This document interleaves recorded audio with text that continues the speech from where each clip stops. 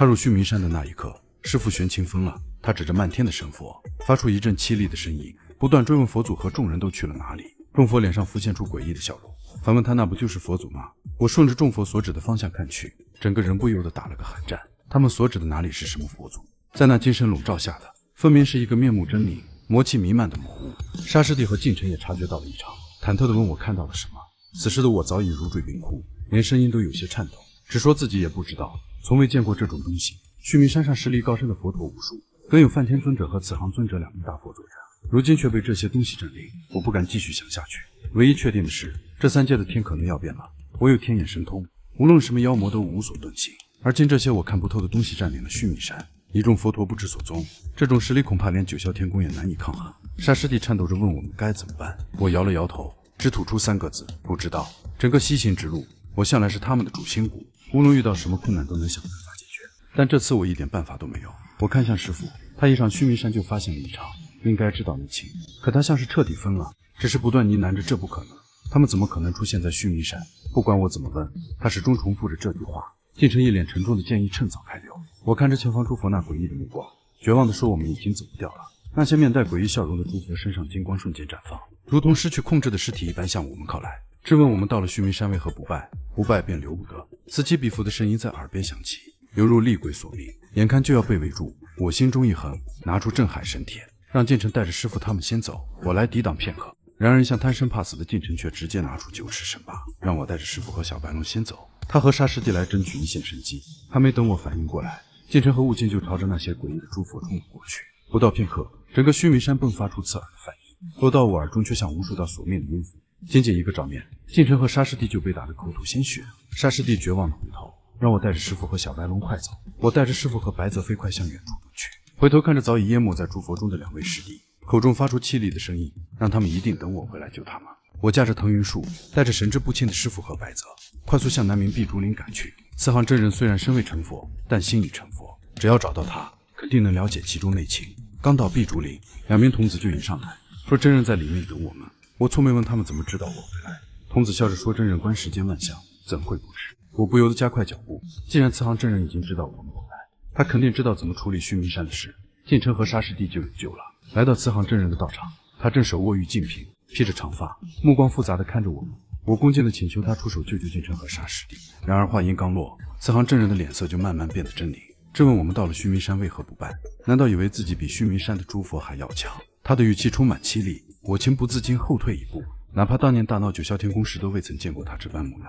我怒吼着问他，须弥山的诸佛到底是什么东西？连他也选择屈服了吗？慈航真人的语气变得更加凄厉，说只有他们才是真正的神佛，他为何不能屈服？屈服在他们身下才能救更多的人。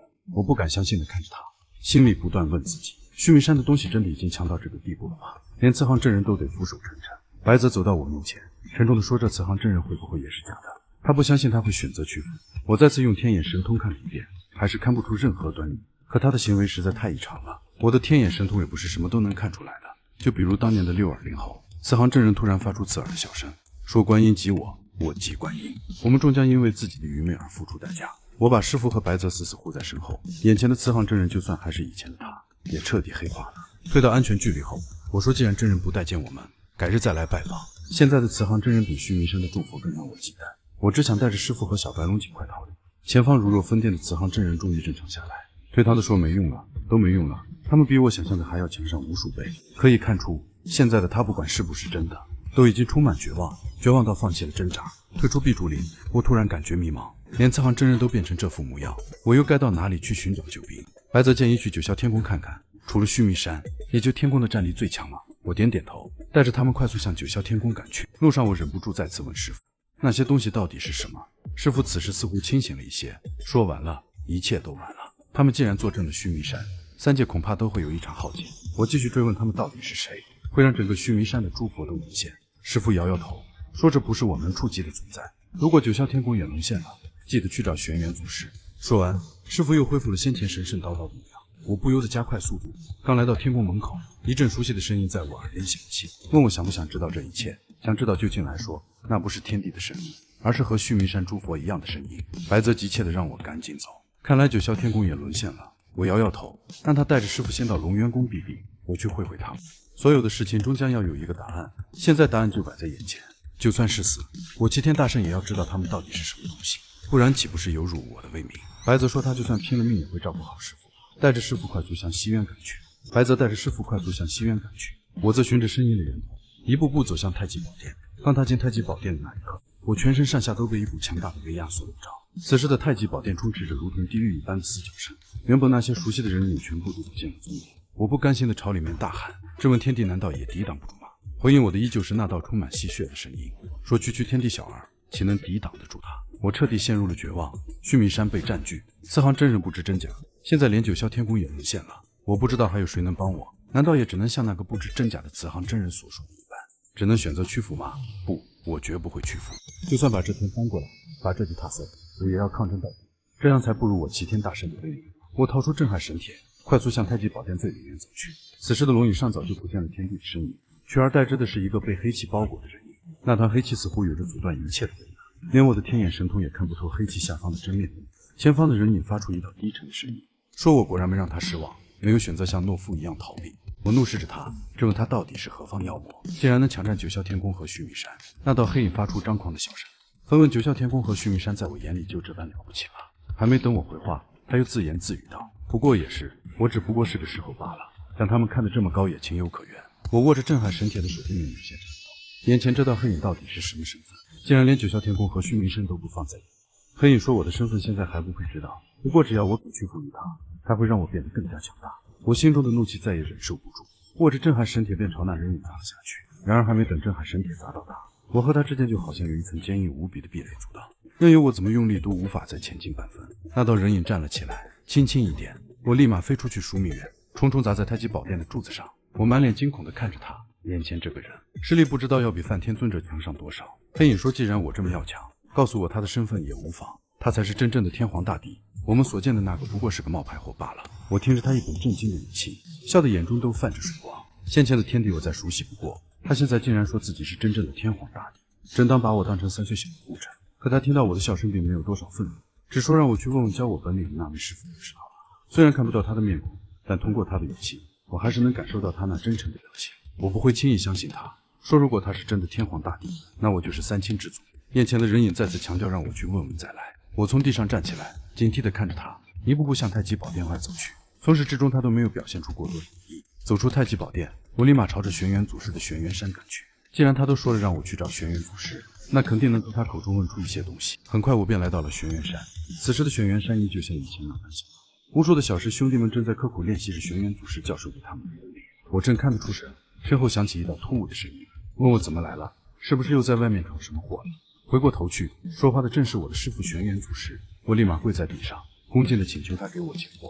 玄元祖师愣了一下，还是答应了，让我跟他进去。跟在玄元祖师身后，我的心里充满忐忑。玄元山目前是我发现的唯一净土，要是他们也有问题，我就真的彻底陷入绝望了。所幸我想象中的事情并没有发生。玄元祖师带我走进房间后，问我遇到了什么问题。我恭敬地坐在他身边，问他最近外界发生的天大事情是否知晓。玄元祖师先是怒斥我一声，说别叫他师父。从我走出玄元山那天，我们已经没有任何关系。然后才问发生了什么事。我把最近发生的事情原原本本地说了一遍。玄元祖师的脸上立马变得紧张，问我说的可都是真的。我非常确定的点头，说千真万确。玄元祖师站在原地沉默了好久，才缓缓开口，说他说的没错，他确实就是如假包换的天皇大帝。看着玄元祖师那认真的神情，我顿时愣住了，追问他怎么可能是天皇大帝，那以前的天帝又是谁？玄元祖师长长叹息一声，说此事说来话长，他故意引我到这儿来，恐怕是想对他动手。他让我现在立马去找齐天地人三叔，才有可能让一切恢复原样。我更加疑惑了，问他为什么冲着玄元祖师来？天地人三叔又是什么属性？以那个天帝的手段，想要对付玄元祖师应该不是什么难事。如果想对付他，根本用不到花费什么手段。而他所说的天地人三叔，我根本连听都没听说过。玄元祖师解释说，他这玄元山本来就是一方独立的世界，想要找到这里并不容易。天地人三叔分别是天书神榜的书元符和人书命符，去哪里找想必不用他多说。我正想和玄元祖师再叙叙旧，整个玄元山世界都猛然颤动起来。玄元祖师说他来了，让我记住一定要找到这3样东西，否则3界都会彻底被他掌控，永无出头之日。还没来得及等我答应，玄元祖师猛地一挥衣袖，我已经只剩与我的结拜兄弟的仙子伏地前。地仙子看着我灰头土脸的出现在他的府邸，蹙眉问我怎么来了。我把玄元祖师讲的还有最近发生的事情如实讲述了一遍。他的脸色立马变得严重。地仙子说轩辕祖师说的没错，想要阻止他必须凑齐这3样东西。得束元符和人枢密布倒是简单，因为地束元符就在他手上，冥王也肯定会拿出来。可是最后一样就困难了。我不解地问他，作为地仙之祖都难以拿到手吗？地仙子点头说，天书神榜传言在太初天尊手里，他的行踪飘忽不定，想要找到他并不简单。我请修为兄跟我一起走一趟，把3术集齐。地仙子虽然是我的义兄，但修为却高出我108000里，如果能有他同行，我就能多一道保障。地仙子脸上却露出苦笑，说的术可以交给我，但不能和我同行。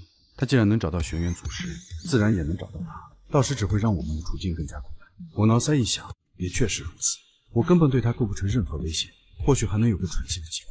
如果带上地仙子，目标只会越来越大。等地仙子把地束元符交到我手中时，我再次开口问他，那人真的是天帝吗？地仙子只说了4个字，是也不是。还没等我再问，地仙子已经消失在我的视线中，我只能快速向幽冥界赶去。3界当中，当属幽冥界最宁静。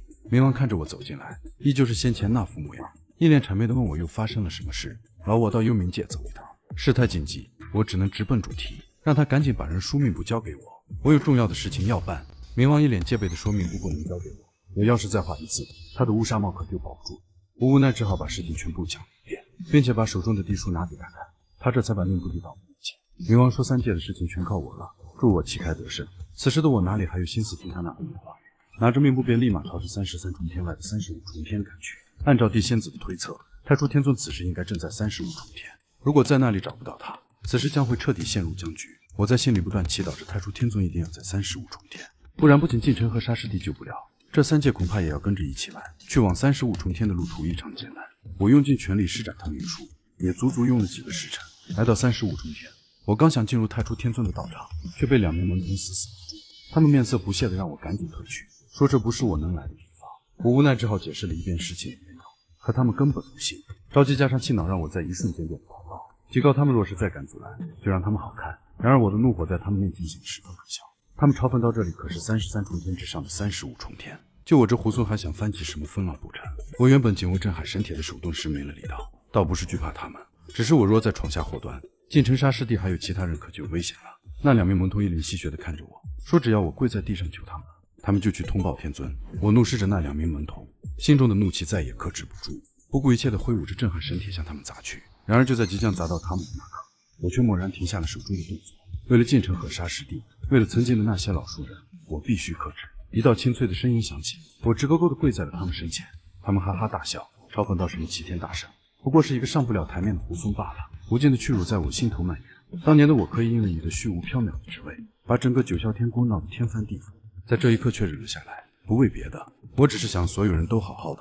在地上足足跪了将近半个时辰，那2名童子才折返回来让我进去。我艰难地从地上站起来，脸上竟然重新洋溢起一丝喜悦。只要能够拿到天书，一切都是值得的。刚走进去，一道魁梧的身影就出现在我面前。太初天尊问我是不是想要天书，我恭敬地请求他能把天书借我。在此之前，我和太初天尊从来没有接触过，所以把姿态放得异常低。太初天尊不经意地瞥了我一眼，冷声说到了天地人3术便可操控整个环境，问我要他怎么相信我。我没想到3术集齐竟然会有这般威能，一时间竟不知如何回话。太初天尊再次开口说，今日我若不给他说出个信得过的理由，他不会把天书给我。过了很久，我才再次开口说，若是天尊不信我，我愿意将自己的一缕神魂留在天尊手中，以他的手段，只要留一缕神魂在他手中，随时都能让我灰飞烟灭。下了这么大的本钱，应该够他相信我了。当我把神魂从身体内抽出来时，太初天尊却发出一阵满意的笑容，说有这句话就足够了，让我把神魂自己留住。说罢，太初天尊便挥手让2名童子把天书神榜送到我面前。他叮嘱道，九霄天宫众神神魂都在其中，有他在，所有人都能够不死不灭。用完切记尽快还给他，以免发生什么事端。我感激地看了太初天尊一眼，说一定谨记天尊的叮嘱。听到太初天尊下了逐客令，我立马向九霄天宫赶去。来到太极宝殿，我再次找到了那暗黑天帝。有了3书在手，我顿时感觉一切都在掌控之中，他再也对我造不成半点威胁。我质问他，现在3书都在我的掌控中，他还不准备说出真实身份吗？那暗黑天帝口中却发出一阵如若疯癫的笑容，反问我明明他有很多次机会都快要丢掉我，我知道他为何要留下我吗？我有些疑惑地问为什么，他的笑声变得愈发大声，说因为我和他一样，都是被他们玩弄于股掌之间的客人。我更加疑惑，问他此话怎讲。暗黑天帝的笑声终于戛然而止，他说其实他们的失踪和他半点关系都没有，天帝和梵天尊者都已经散到了自己的回人界，全都躲起来了，而我只不过是他们用来阴劫的一个工具。三书集齐虽然威力无可比拟，但是使用者也会化为天道的一部分，成为一个永远只有意识而没有形体的可怜虫。我这时才恍然，不到南面碧竹林寻找慈航真人的时候，他为何是那般神情？他并不是害怕，而是失望。对于这漫天神佛的失望。为了将这次劫难应付过去，所有人都当了缩头乌龟，把我独自推向了一个无尽的深渊。暗黑天帝一脸讥讽地问我：“现在还想用这天术将他抹杀吗？”说着，笼罩在他身上的黑气慢慢散去，先前天帝的模样清晰明了地出现在我眼前。他说他也是天帝，出现在我们面前的是光明的一面，他则是黑暗的一面。须弥山那漫天的神佛也和他一样，这便是他们的劫。他们被镇压了数以千万年才得重见天日，现在只要我们联手，便可以称霸这三界。看着眼前的变化，我愣在原地，有些不知所措。相对于现在的真相，我却更想一直笼罩在迷雾里，那样至少我的一腔热血不会被辜负。沉默许久，我才开口说想见见我的师弟晋城和无尽。暗黑天帝瞥了我一眼，说只要我答应和他联手，我所在乎的人都会相安无事。我摇摇头，说既然想要和我联手，总得表现出一点诚意，不然我为什么要相信他？对于他们之间的纷争，我已经不想继续掺和下去，我只想看看师弟们现在的情况如何。暗黑天帝大手一挥，几名佛陀就带着晋城和悟净走了进来。看见我，他们两人脸上充满了兴奋，急切地问我有没有事。我点点头，把目前的情况说给他们听。晋城立马变得怒不可遏，开始站在太极宝殿上破口大骂。沙师弟则一脸为难地问我准备如何抉择。我面无表情地摇摇头，反问他觉得怎么抉择才对。为了一开始就算计我的漫天神佛，把眼前的暗黑天帝还有须弥山那些黑暗众佛抹杀，亦或者和这些黑暗的神佛联手称霸三界，似乎一切本来就没有一个准确的答案。晋城愤怒不已地向我表态，说不管我做出何种抉择，他们都会坚定不移地站在我这边。他的性格本来就自由散漫，对于这满天神佛早就厌烦至极，哪怕我选择称霸三界，我也相信他会一直站在我这边。悟净也同样站过来表态，说他也跟着两位师兄走。暗黑天帝走到我面前，问我现在就看我自己的了。他的话音刚刚落下，整个太极宝殿突然变得华光大放，真正的天帝梵天尊者，还有我曾经那些熟悉的神魔全部都出现在我面前。他们纷纷开口劝说，说只要我把三术合一，把他们的黑暗一面彻底抹杀，整个三界就能恢复往日的宁静，让我千万不要做错选择。他们说只要我走出最后这一步，我的名字将会永远在三界流传。